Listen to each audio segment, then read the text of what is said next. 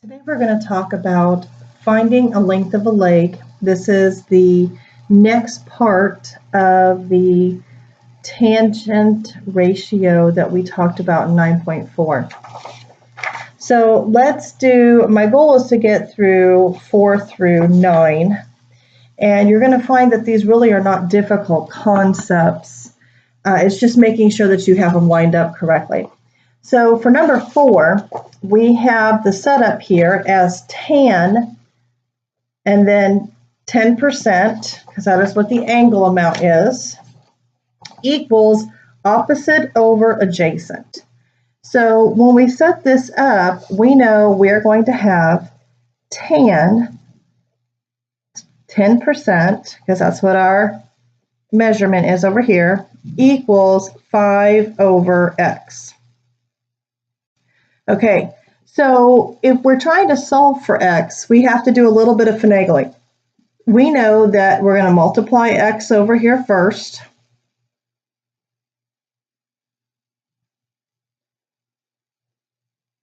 And then divide by tan 10 to get the x isolated again.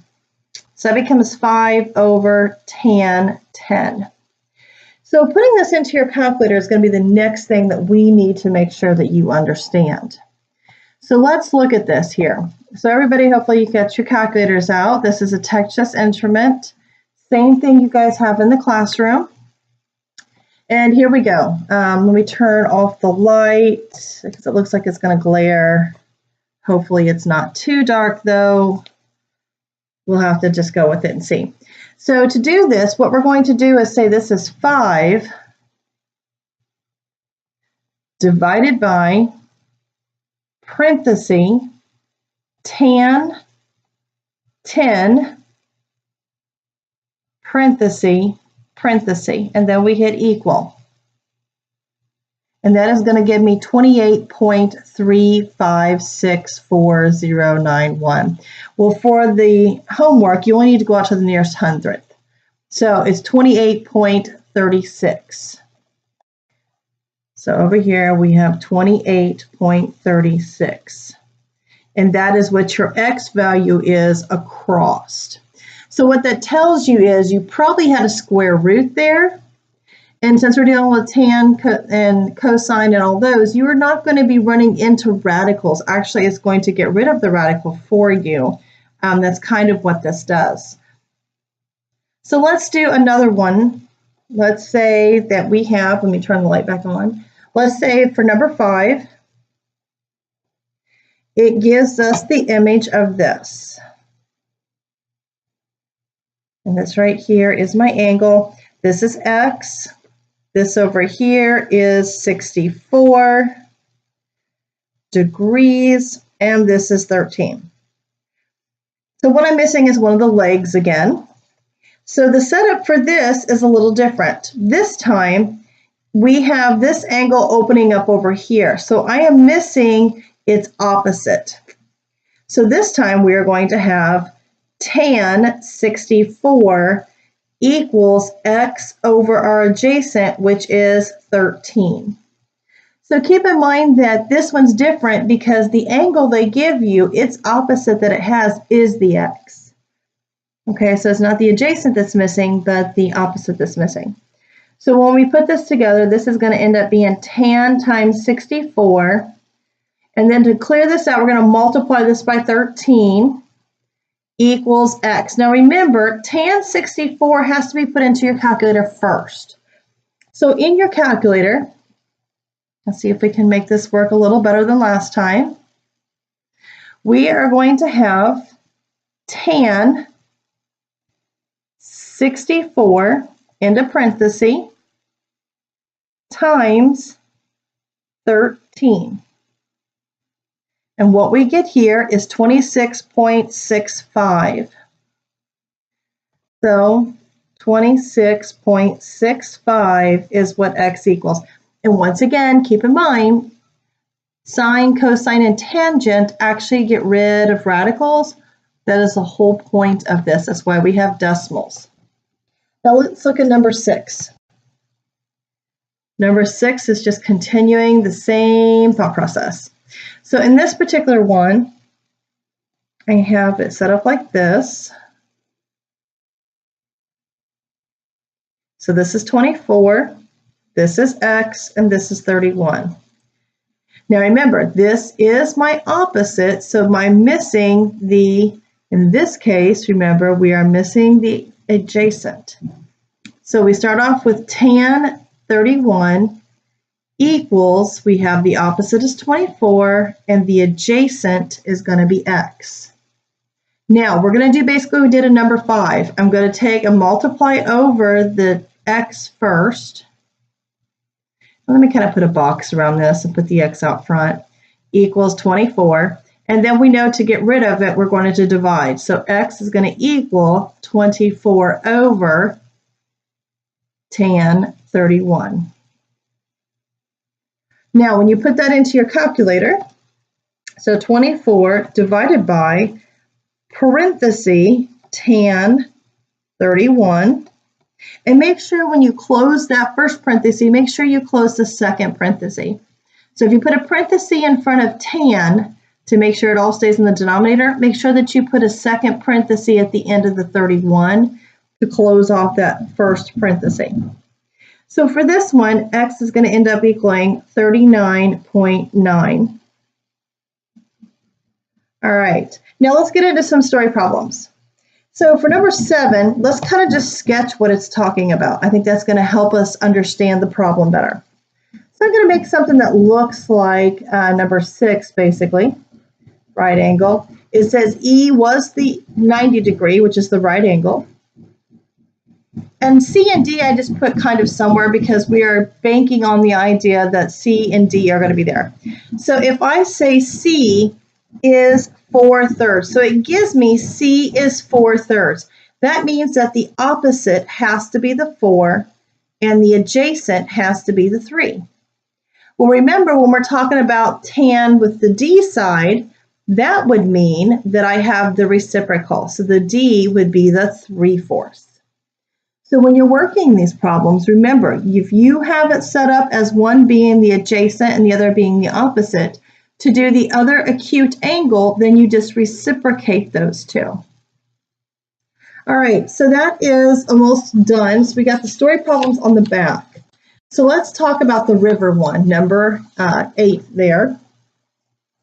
And I'm going to pull this out so that we can work on a new sheet. So for number 8, it says that we have a river.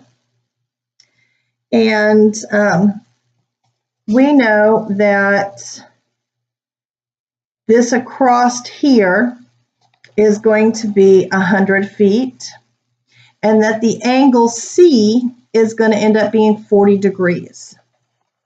So what we have here is just kind of like a basic river setup. We want to know basically how long or how wide the river is. So I'm looking for that amount over there.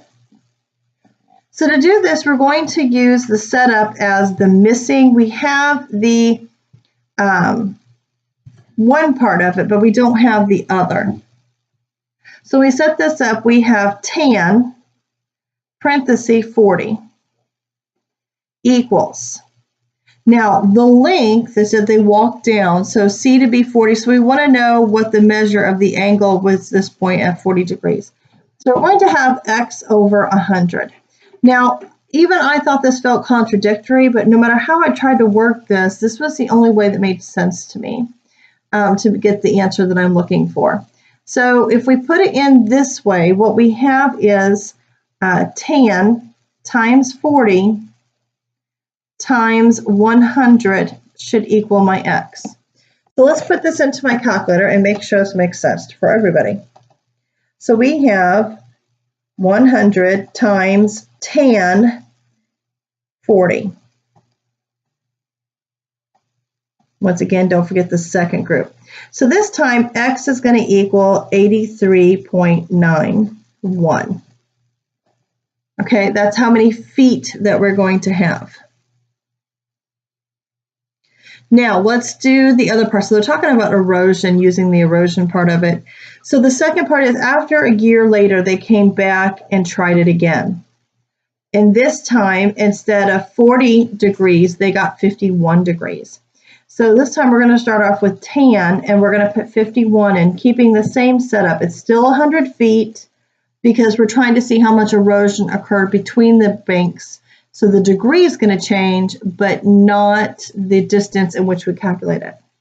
So once again, 100 times tan, 51, equals X.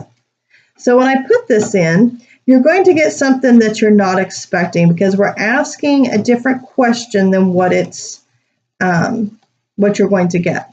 So we get 123.5. Now here's the kicker. This is not my answer.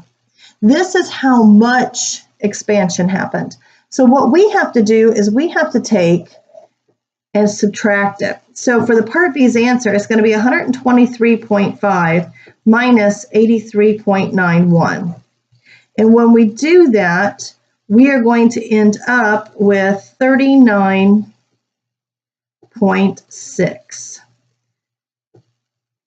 Okay, 39.6. I should have just left those zeros there to make that 0. Okay, and that's how much of an increase that it has made.